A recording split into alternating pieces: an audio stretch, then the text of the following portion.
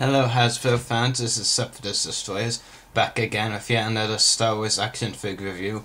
Again taking a look at a Clone Wars figure, and another older one at that. It is the Clone Wars version of the #1 fan favourite asteroid droid, R2-D2. And just go for it there right away, if you're expecting a positive review from this one, then you're not gonna get it basically, and I'll explain why soon enough.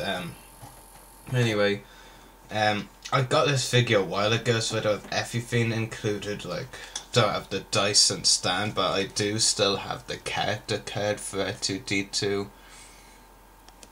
And the packaging, and a nice image of R2-D2 up there, animated style. This figure is Clone Wars 27. The back of the packaging reads, "The feisty asteroid droid R2-D2 is on a perilous mission that takes Anakin to the Boamore Monk Monastery to rescue Jabba's son. When Skywalker and his Padawan Ahsoka are hemmed in by battle droids and hunted by the vengeful Asajj Ventress, R2 locates a backdoor landing platform that may help them escape the enemies." So you do have an image there of R2-D2 from the Clone Wars movie. The kid feature shown there. And other figures this wave include Jungle Camo Earth Trooper, also from the Clone Wars movie, Ki-Adi-Mundi, who I have but won't be reviewing, and I hopefully will be getting the Jungle Camo Earth Trooper, don't currently yet. And I have reviewed the other two figures from the wave, the Flamethrower Clone Trooper and Clone Pilot Goji, and here they are. So those are the other figures in the wave. And on to the review. He comes with a ton of accessories and features. One extra accessory is a third leg, which you can plug into the middle of the figure here. You can see it fits in really easily. But with it on, it doesn't at all help the figure to stand up, basically. I mean, if you have it on like two legs, it will stand up fine, this figure, but with the third leg added on, it just keeps toppling over. And other features include a zip line like thing on the back. I've actually hemmed it so far and I probably won't be able to get it out, but you know, it kinda looks a bit silly on the figure. Not really that much of a fan of it, but you can't see it in there. And yeah, I don't think of, oh, there we go. So there's the zip line on the back of the R2-D2 figure. Don't really see the point of it, to be honest with you. There again, I don't really see the point of asteroid droid figures. That's why it's not positive. I'm not a fan of asteroid droid figures, to be honest.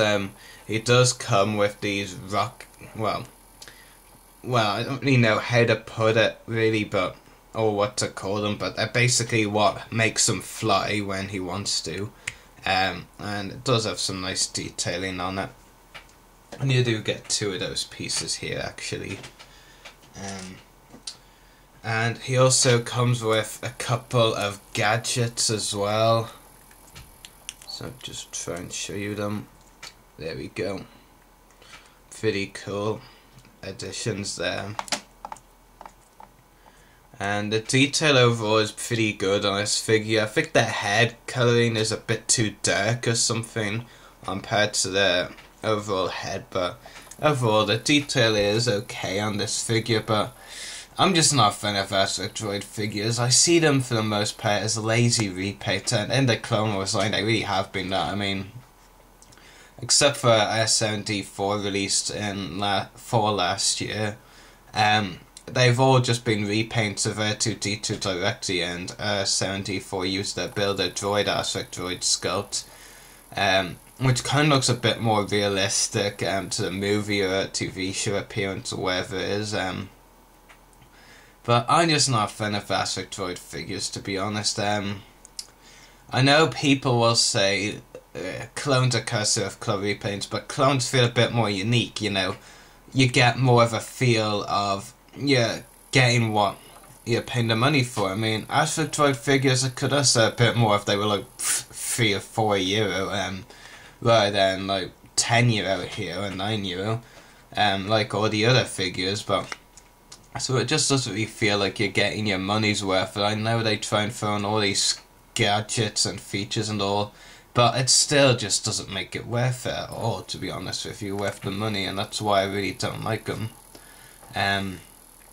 What are the reasons why anyway? I'm just not a fan of Aspect Droid action figures. The Lego minifigures I'm more a fan of. The detail is great on those. And the fact is, if you buy a set with an Aspect Droid, you're buying the whole set. You're not just buying one thing and feel like you're not getting your money's worth. I mean, the overall set you probably are. But the detail is okay on this figure, but I am not a fan of Aspect Droids. And really, the only thing that I actually really like about the limited clothesline right now is that they don't really have the space to release any more Aspect Droid figures, so that's okay. That's okay with me. I can understand why people would want, you know, Kit Fisto's droid from Lev Grievous or a 6H5, I think, to be released. I mean, he's the only Aspect Droid we have yet to see released that it was named in episode, so, you know, Hasbro might as well make them, but I wouldn't, like, be aggrieved like other fans if they did. But for an animated version of R2-D2 is pretty cool. Could be better though, and just, R2-D2 is the only Aspect Droid I really wanted out of the Aspects in the line, because he is an important character. R2-D2, of course. He's in all 6 movies, of course. So really, that's the reason I bought this figure. It was because he was important, you know.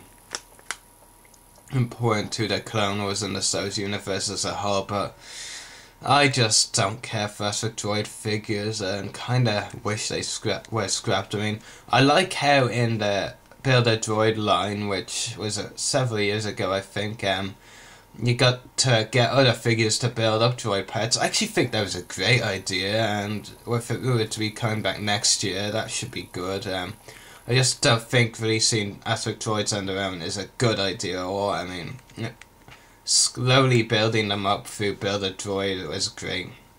And I would have to rate this figure about 4 out of 10. You know, I just don't like Aspect Droids. I could use some working as well. The zips, I should say, a zipline feature on the back, not a fan of it. The third leg, which doesn't help the figure stand up at all, is annoying, and the blue tie in some places kind of doesn't look right. And before I finish the review, articulation as a head, you have a swivel head, pretty much, hinged or swivel, you know, legs, whatever you want to call it, and hinged feet. Or that's what I think it is, you know. The Aspect Droid articulation just puzzles me completely, to be honest.